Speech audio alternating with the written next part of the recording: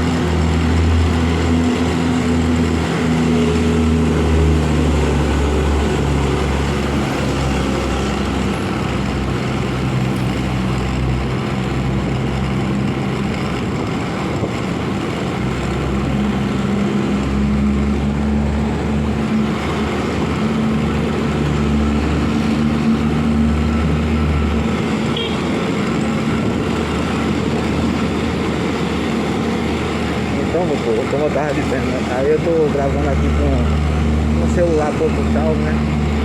É o M3.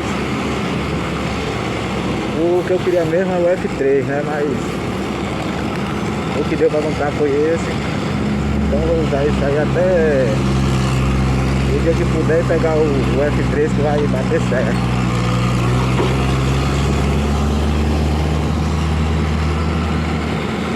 Ele não é um dos melhores nem dos melhores, né? Mas tem uma boa imagem. Grave 1080.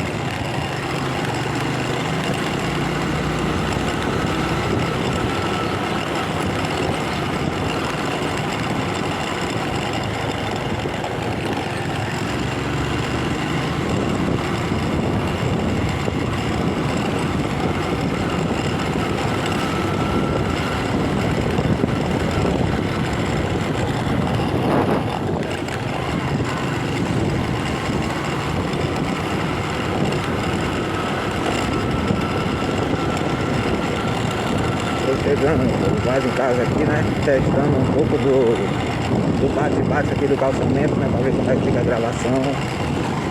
Tô testando aí pra ver como é que fica, né?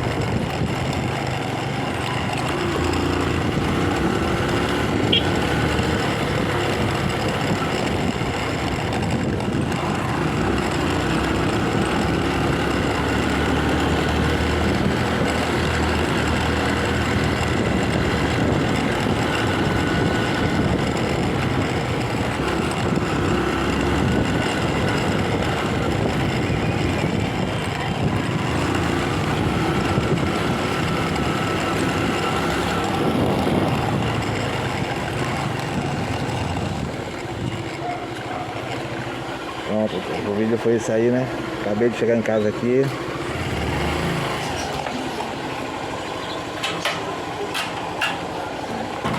Valeu a todos aí, até o próximo.